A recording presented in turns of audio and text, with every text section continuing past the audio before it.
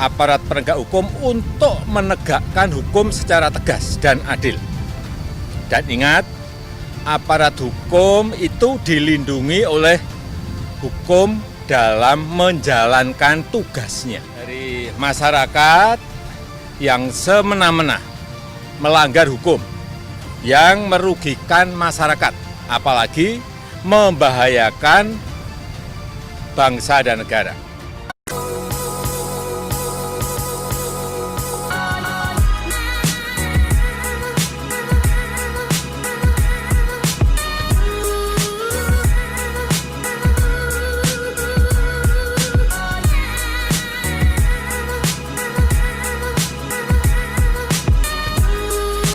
Sudah merupakan kewajiban aparat penegak hukum untuk menegakkan hukum secara tegas dan adil. Dan ingat, aparat hukum itu dilindungi oleh hukum dalam menjalankan tugasnya. Dari masyarakat yang semena-mena melanggar hukum, yang merugikan masyarakat, apalagi membahayakan bangsa dan negara. Dan terima kasih saya bisa menyaksikan dari awal sampai akhir, dan saya bisa menyaksikan sendiri bahwa memang benar terjadi penyerangan yang aktif menyerang ya dari kelompok itu dari awal.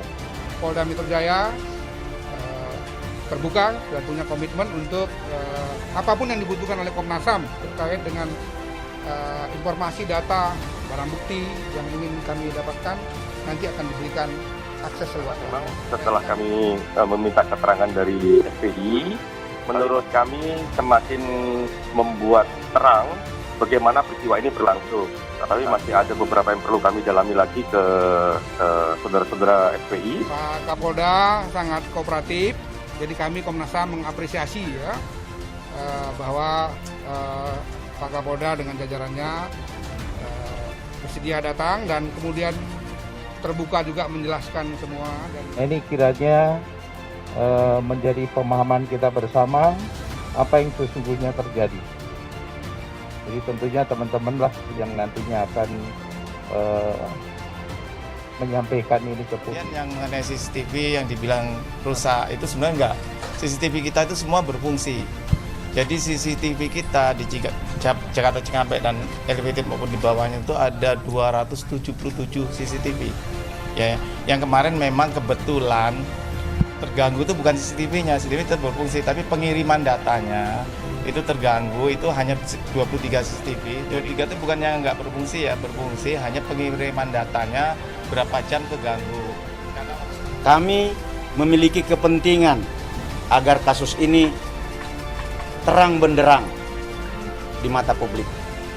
Komnas akan terus jalan dengan tahapan-tahapan investigasinya dari mulai para pihaknya, termasuk bukti lapangan, saksi-saksi yang ada di lapangan sudah kami dapat.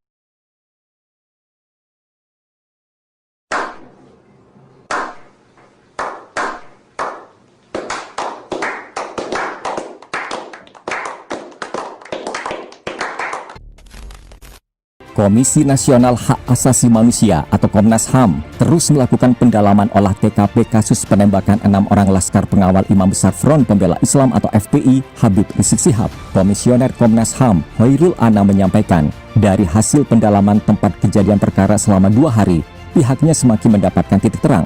Puzzle terangnya peristiwa semakin detail kami dapatkan dan berharap semakin banyak yang diperoleh semakin cepat terang. Kata Anam dalam keterangannya Minggu 13 Desember, penelusuran Komnas HAM dilakukan untuk memberikan informasi secara rinci dan meluruskan informasi yang simpang siur mengenai tewasnya 6 simpatisan FPI itu. Itu karena terdapat 2 versi kronologi yang bertolak belakang antara Polri dan FPI dari peristiwa tersebut. Harapan kami bagi masyarakat yang mengetahui peristiwa tersebut dapat memberi keterangan ke Komnas HAM, ucap Anam. Anam menyampaikan, pihaknya kembali diundang oleh tim gabungan Bareskrim Polri dan Polda Metro Jaya untuk melihat rekonstruksi kejadian perkara yang dilakukan pada Minggu 13 Desember malam ini di Tol Jakarta Cikampek. Namun, Komnas HAM tidak bisa memenuhi undangan tersebut. Kami tidak bisa mengikuti untuk malam ini. Saya dan tim sedang mengkonsolidasi temuan sementara penyelidikan dari berbagai sumber, ujar Anam, termasuk hasil olah TKP pendalaman pertama yang kami lakukan selama 2 hari lalu, sambungnya. Selain itu, pihaknya juga akan meminta keterangan dari Direktur Utama Jasa Marga Subakti Syukur dan Kapolda Metro Jaya, Irjen Polisi Fadil Imran. Keduanya dijadwalkan pemeriksaan sebagai saksi pada Senin 14 Desember.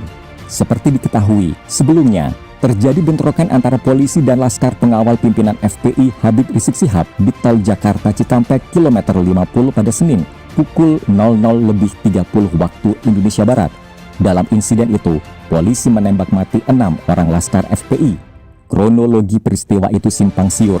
Menurut keterangan polisi, anggota Polri terpaksa menembak laskar FPI karena mendapat perlawanan dengan senjata api dan senjata tajam. Sedangkan menurut pihak FPI, keterangan polisi itu tidak benar. Tetapi para simpatisan FPI yang diserang polisi, mereka juga membantah memiliki senjata api dan senjata tajam. Ratusan polisi disiapkan untuk mengamankan rekonstruksi kasus penembakan 6 orang anggota Front Pembela Islam yang tewas di Tol Jakarta Cikampek kilometer 50. Berdasarkan pantauan Minggu 13 Desember 2020 malam, sejak pukul 21 waktu Indonesia Barat, petugas dari Polres Karawang dibantu Brimopolda Jawa Barat standby di Mako Polres Karawang. Rencananya, tim Direktorat Tindak Pidana Umum Bareskrim Polri akan ke lokasi penembakan di kilometer 50 dan sejumlah lokasi lainnya yang terkait kasus tersebut. Kasus penembakan yang menewaskan 6 anggota FPI diduga terjadi di beberapa lokasi di Karawang, mulai saat pengintaian kendaraan korban dibuntuti hingga terjadi penembakan yang menewaskan 6 anggota FPI. Rekonstruksi kasus penembakan ini dilakukan polisi dengan pengamanan ketat guna mengantisipasi kemungkinan terjadi aksi dari pengikut Habib Rizik Syihab, Imam Besar FPI. Sementara itu, Kasat Reskrim Polres Karawang AKP Olista Wicaksana ketika ditanya wartawan mengatakan tidak berwenang mengomentari rencana rekonstruksi yang akan dilakukan pada Senin 14 Desember 2020 dini hari. Alasannya, kegiatan tersebut merupakan kewenangan Bareskrim Mabes Polri. Dari hasil pemantauan, ratusan personel polisi sudah standby di Mapolres Karawang, sementara personel lainnya sudah menunggu di lokasi rest area kilometer 50 menunggu kedatangan petinggi dari Bareskrim untuk rekonstruksi. Diduga ada beberapa adegan saat penembakan terjadi. Bareskrim Mabes Polri melakukan rekonstruksi penembakan 6 anggota Laskar Khusus Front Pembela Islam. Di lokasi pertama aparat kepolisian memperagakan 11 adegan. Dalam adegan tersebut terungkap jika penembakan bermula dari bundaran Hotel Novotel. Saat itu anggota FPI menyerang mobil polisi dengan senjata tajam, kemudian terjadi saling tembak. Dalam 11 adegan itu bermula ketika rombongan Habib Rizik Syihab sebanyak 10 mobil masuk Karawang melalui pintu tol Karawang Timur. Saat itu, ada mobil petugas yang membuntuti. Ketika masuk bundaran Hotel Novotel, mobil petugas dipepet mobil Avanza Silver berisi anggota FPI. Usai memepet mobil petugas, mobil Avanza langsung kabur. Namun tidak lama kemudian, muncul Chevrolet warna abu-abu langsung menghadang mobil petugas. Kemudian 4 orang dari mobil Chevrolet itu keluar dengan senjata tajam dan langsung menyerang mobil polisi berkali-kali. Polisi merespons serangan 4 orang anggota FPI dengan melepaskan 3 tembakan peringatan ke atas. Kemudian, keempat anggota FPI langsung masuk mobil. Namun tak lama kemudian, keluar dari mobil 2 orang itu langsung mengeluarkan senjata api dan menembak mobil petugas. Usai menembak mobil polisi, mobil Chevrolet Silver itu langsung kabur. Saat itu, polisi langsung menembak mobil tersebut dan kabur ke arah tol. Pada TKP kedua, ada 10 adegan yang diperagakan. Dalam adegan persis di jembatan Badami terjadi saling tembak. Namun anggota FPI berhasil kabur masuk tol ke arah Cikampek. Polisi kemudian mengejar.